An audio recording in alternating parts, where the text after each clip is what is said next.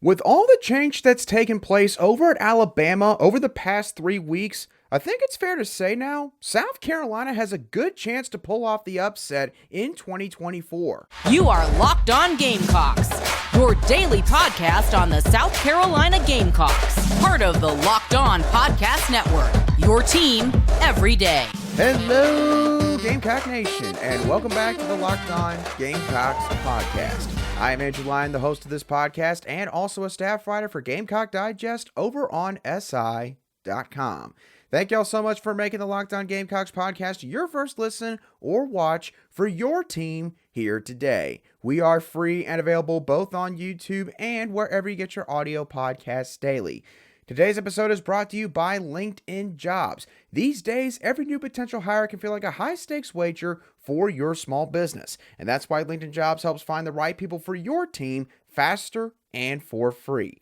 Post your job for free at linkedin.com/lockedoncollege. Terms and conditions do apply. There has been a massive domino effect from head coach Nick Saban, or now former head coach Nick Saban, retiring at Alabama just 9 days ago today.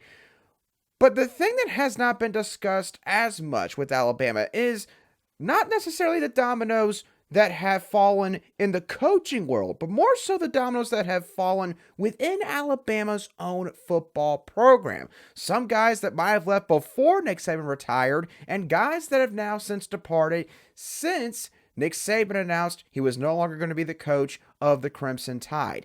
But either way you look at it, with everything that's happened over in Tuscaloosa over the past 18 days, Shane Beamer and the Gamecocks, they've gone from having maybe little to no chance of pulling off the upset in 2024 to now, I'd say they have a great chance to pull things off.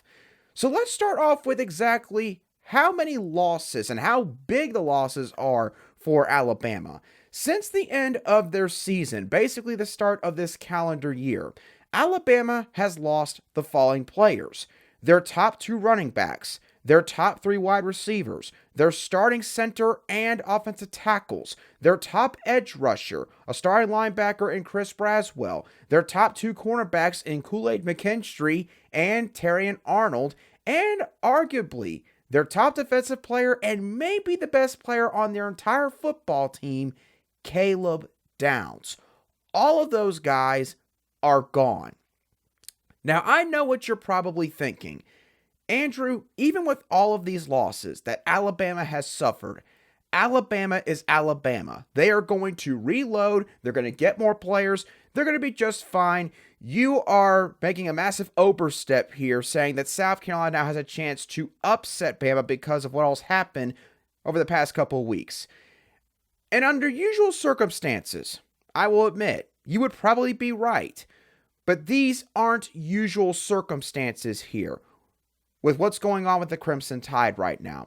Let's start off with the coaching change itself, and more specifically, the background of the Crimson Tide's new head man, Kalen DeBoer, who comes from Washington.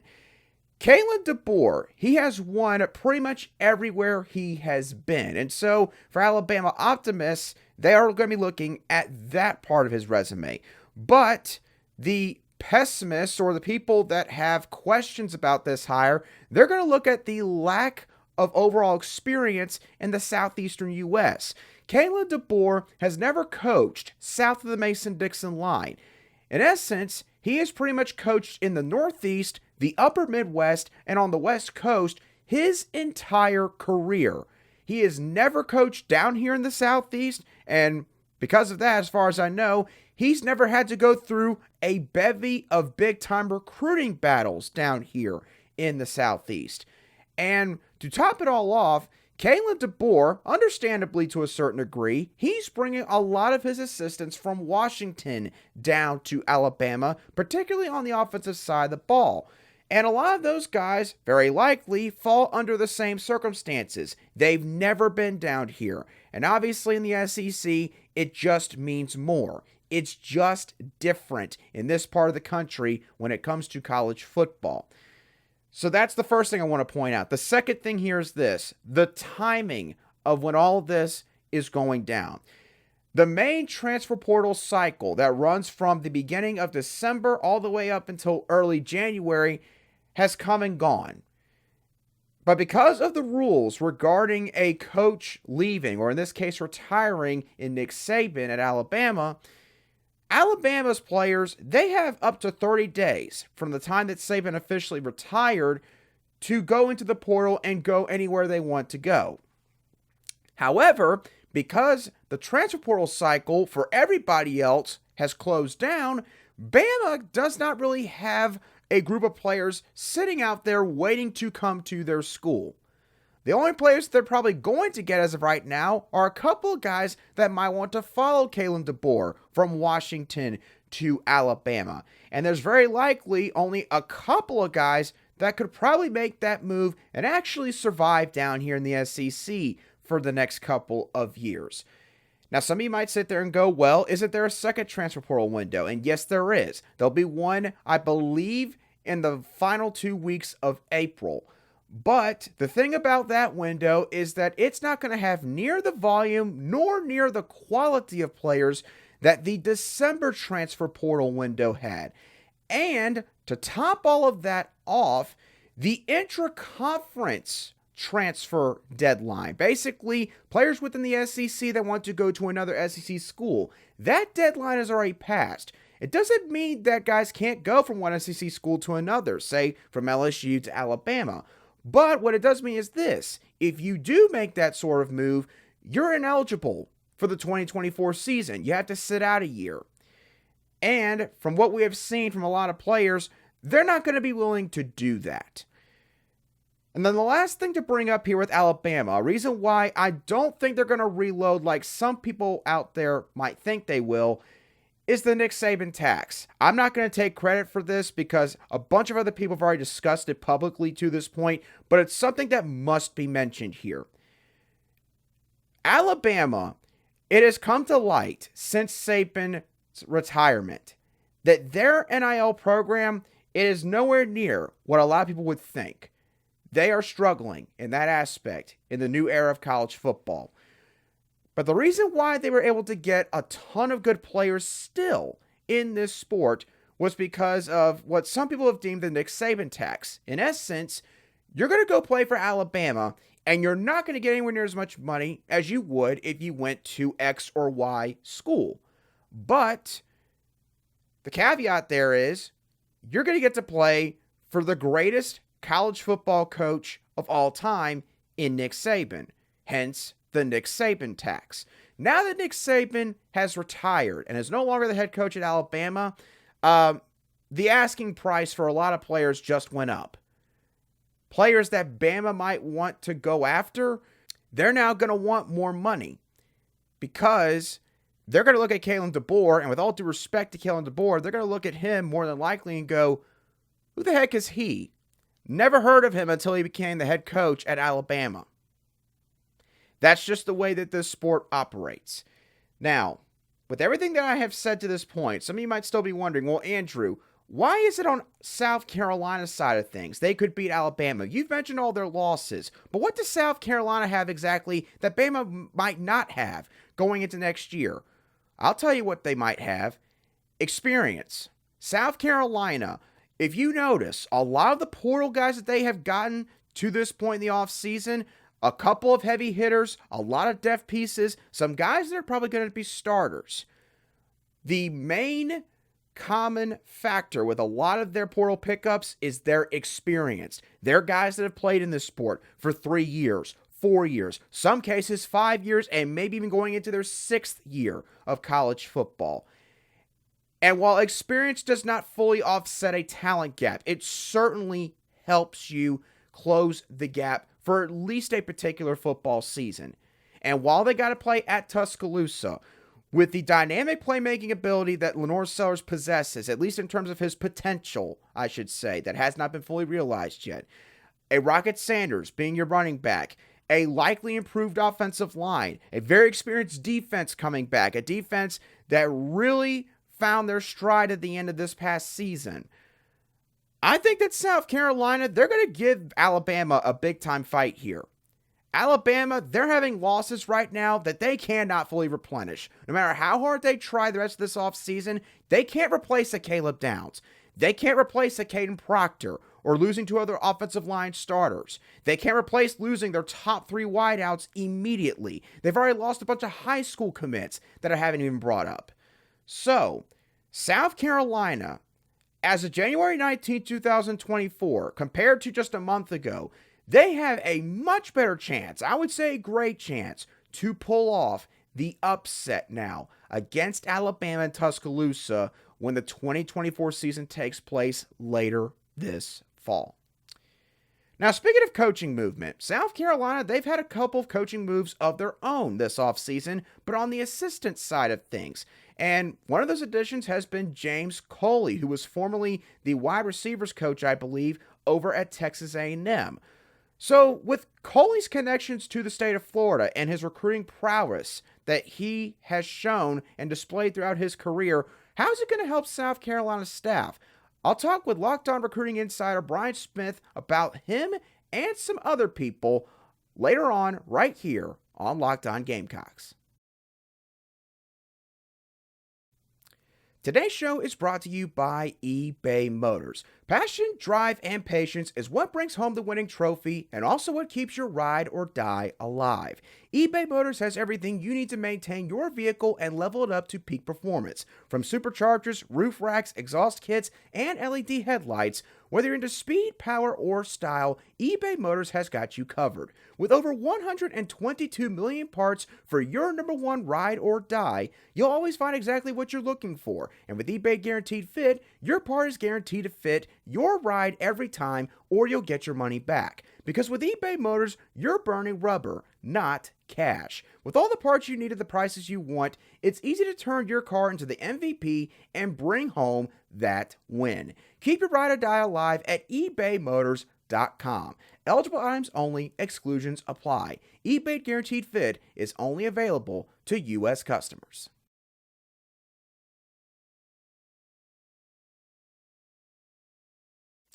Today's show is also brought to you by LinkedIn Jobs. At the start of the new year, every small business owner is asking themselves the same question. What's the one move I can make that'll take my business to the next level in 2024? LinkedIn Jobs knows that your success all depends on the team that you surround yourself with. And you screwed up again. So we're going to start again in 3, 2, and 1.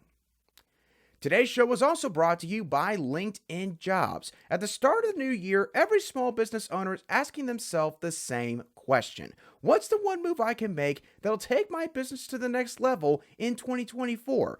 LinkedIn Jobs knows that your success all depends on the team that you surround yourself with. And that's why LinkedIn Jobs has created the tools to help find the right professionals for your team, both faster and for free. LinkedIn has a vast network of more than 1 billion professionals, which makes it the best place to hire. Hiring is easy when you have that many quality candidates. So easy, in fact, that 86% of small businesses get a qualified candidate within 24 hours of using LinkedIn Jobs.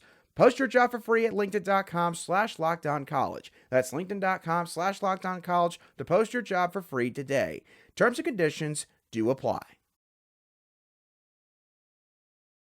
Welcome back to this Friday edition of the Locked On Gamecocks podcast, where we cover your South Carolina Gamecocks every single day. And as always, a big thank you to each and every one of you everydayers who made the Locked On Gamecocks podcast your daily choice for South Carolina sports coverage. Shane Beamer and the Gamecocks have had a lot going on recently when it comes to recruiting, both in terms of new coaching hires and also in terms of 2025 prospects who are getting ready to step foot on campus this coming weekend. We're going to dive into all of that over the next little bit with Locked On's resident recruiting insider, Brian Smith, who now joins me on the show. Brian, how's everything going, man? It's still recruiting time, man. We just went from one class to the next, from 24 to 25, so everything is status quo, very busy. Yeah, Brian, it feels like nothing ever slows down for you. You get done with all-star games and 2024 prospects. You still got a few that maybe haven't committed yet, somehow, some way, and now you got 2025 kids making visits. So it is truly a year-round thing in this sport. And of course, as always, since this is a recruiting segment, want to let y'all know that this recruiting segment is brought to you by LinkedIn Jobs. Now, Brian, for a rare point in time, I want to start off with a new coaching hire for South Carolina because Shane Beamer just hired an old co-worker of his from his time at Georgia in James Coley. And James Coley, when it comes to the recruiting world, he's got quite the resume. He's got deep ties to the city of Miami, to the entire state of Florida, and he also has been the primary recruiter for 4 5-stars and 28 4-stars throughout his entire coaching career. South Carolina is not used to having a guy of that stature on the recruiting trail on their staff. So my question here, Brian, is what kind of impact do you think he can have considering everything that he has in terms of ties and association with the state of Florida? You don't have to get a bunch of numbers. The Gamecocks need upper echelon talent, especially on defense and in the trenches. You and I talked about they needed more guys in the lines, etc., over the last few years, and they were probably a player or two short. Well, with Coley, and it's not like the state of Florida is short at any spot, really, they're going to be able to get some guys. He's from Dade County originally. He's a guy that knows it. He went to Florida State. He's coached there. He's coached at Miami. He knows pretty much top to bottom in that state alone. Now he's coached in Texas. Now he's coached at Georgia, etc. He can help you because he knows the high school coaches around the South, even in the Lone Star State. I'm guessing they're going to get 1 or 2 more kids a year for every year he's there that they wouldn't have even got on campus for an unofficial visit otherwise. I mean, it's that big a gap. And they'll be impact players. I think South Carolina is an attractive place for a lot of kids because the players anymore want playing time more than they want to play for a specific school, which gives South Carolina even a better chance when they go outside their own state borders. Coley is a guy that can open those doors. Kids just like him. He's been a known recruiter for a long time. Arguably as good a recruiter as there been over the last 5 to 10 years in all of college football. Yeah, Brian. And, one of the things I kind of thought about with this hire is, you say that he knows the entire state of Florida from top to bottom. That panhandle in the state of Florida, I feel like that's an area where, South Carolina, maybe they could make some headway. They've tried to up the recruiting efforts, say, in a city like Jacksonville past couple years. For a time, they had Grayson Pup Howard from that area. He, of course, just transferred back to the Florida Gators just a week or two ago. So, yeah, James Coley, he could definitely make an impact, I think, for this program and this staff as a whole in terms of recruiting the Sunshine State. And that leads me into another interesting note here, Brian, because South Carolina, while this move has not been made official yet, they seem to be getting ready to hire former Texas A&M running back coach Marquel Blackwell. And the reason that I bring his name up is because Blackwell also has ties to the Sunshine State. So, Brian, based on the hire of Coley and Blackwell here, potentially coming maybe later today when a board of trustees meeting takes place here at the school, does it seem like to you that maybe there's a shift in recruiting strategy for Shane Beamer here? We talked about wide receiver recruiting, for example. That's lacked in the last few years. And you just mentioned Florida, they don't lack when it comes to that kind of talent. So do you think that this is a change in strategy for this staff? I think it's one of the things that is just come to the forefront. Kirby talks about it frequently. Nick has talked about it. Urban Meyer, different programs that had head coaches with rings. You have to hire a staff that is willing to go out and recruit. Yeah, you got to coach, don't get me wrong. But if you don't want to put in the time, because it is very time strenuous, you're not going to be successful. They're hiring guys that have not only ties to Florida, but have success there. A lot of guys have recruited in Florida and just got their heads beat in. Were you successful? And were you successful in the South in general? South Carolina is not going to get a lot of kids from Ohio. Okay. You've got to go where you should. Within a 500-mile radius of their campus, that's all they need to do. It's loaded. So I think you're looking at a situation where they're going to get a couple more kids. And the other part of this, when you get down to the nitty-gritty and you're doing in-home visits and you're going out on the road at the end, they're going to have the advantage of being basically in their home turf, whether it's Florida or something near, because they've recruited there so long. That's going to pay dividends for South Carolina for as long as they stay in Columbia. Yeah, and going into this offseason, Brian, the only coach who really had any ties to the state of Florida was Torian Gray, their defensive backs coach. And so, obviously, when you have a lack of recruiters with that kind of experience in that state, you could see why South Carolina, over the course of its history, they've rarely ever pulled out, top recruits from that area, and that's besides the fact that you got Florida State, Miami, Florida, now even Central Florida under Gus Malzahn, all fighting over that same kind of talent as well. So definitely interesting to see how those hires potentially help out the Gamecocks on that front. But There's also some 2025 targets who are going to be on South Carolina's campus this coming weekend. And there's a couple guys that South Carolina fans might know quite well to this point. Brian and I are going to touch on those guys in just a couple moments right here on Locked On Gamecocks. Today's show is brought to you by FanDuel. Now, the NFL regular season has officially wrapped up, but there's still time to get in on the action throughout the playoffs with FanDuel, America's #1 sportsbook. Right now, new customers can get $150 in bonus bets guaranteed when you place a $5 bet. That's $150 in bonus bets, win or lose. Brian, the Tampa Bay Buccaneers from your neck of the woods, they're going to be on the road this coming weekend to take on the Detroit Lions, who are currently 6.5-point favorites, according to FanDuel. And the crazy thing, Brian, is outside of their 2 Super Bowl winning seasons, the Buccaneers have never won a road playoff game.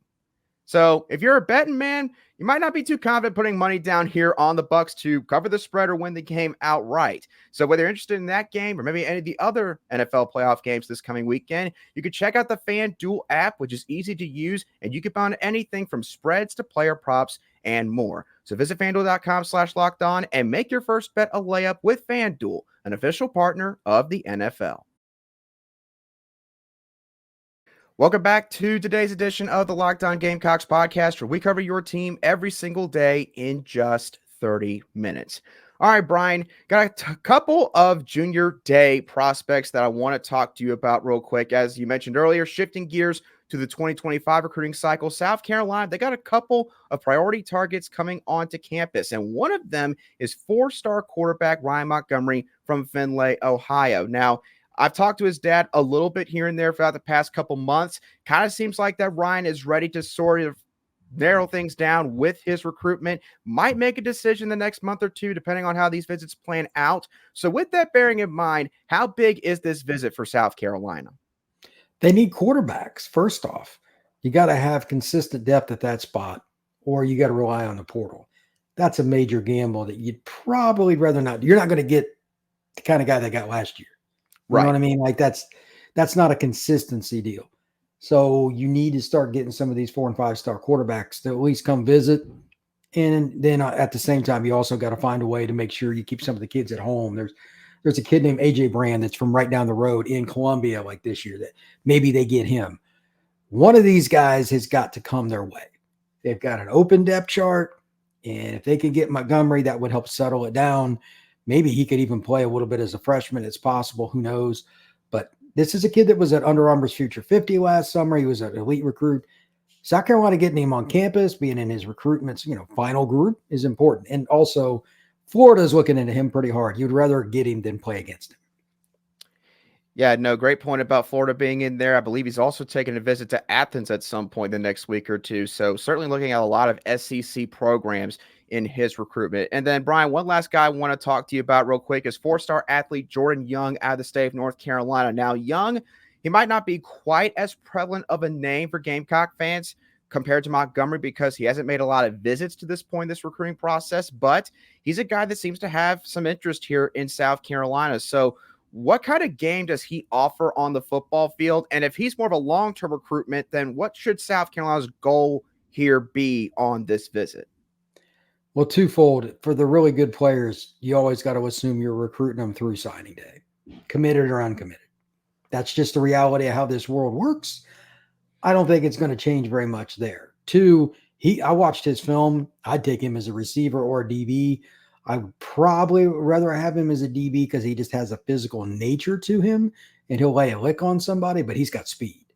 And anytime you got speed and you got the hands that he does, he makes a lot of contested catches.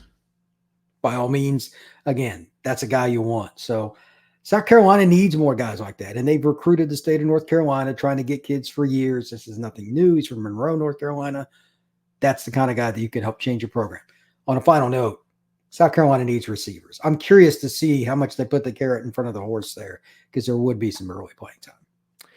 Yeah, no, without question. I've talked about on my show the past couple of weeks. South Carolina right now, I don't think they have a quintessential downfield threat. I don't think Nicholas Harbor's ready for that kind of role at this point in time with his development. So if a guy Jordan Young could play receiver, he can make contested catches like you said. He might be the guy that you need to go after big time in the 2025 recruiting cycle. He is Brian Smith, Locked On's Resident Recruiting Insider. Brian, thank you so much for coming on to today's show. For those who may be listening or watching you for the first time ever on this show, where can they find your work? At FBScout_Florida. Right now is the king of the transfer portal and all the junior day stuff. It is just random, everything that I'm coming across. Coaching news is still getting ready to happen. I'm still thinking there's going to be some information out of Ann Arbor that's going to have repercussions around college football. So you never know. Some kid from Michigan might end up transferring to South Carolina. Anything is possible, brother. Yeah, no, without a question. We've seen with Nick Saban retiring at Alabama, a lot of dominoes falling from that job, and that would certainly, maybe not to the same extent, but it would definitely happen once again either way if that Michigan job opens up with Harbaugh potentially moving on to the NFL. Brian, thank you once again for coming on to today's show. For all you Locked On Gamecock viewers and listeners, thank you for tuning in. Have a great rest of your Friday and a fantastic weekend, and I'll be sure to catch y'all on the next show of the Locked On Gamecocks podcast.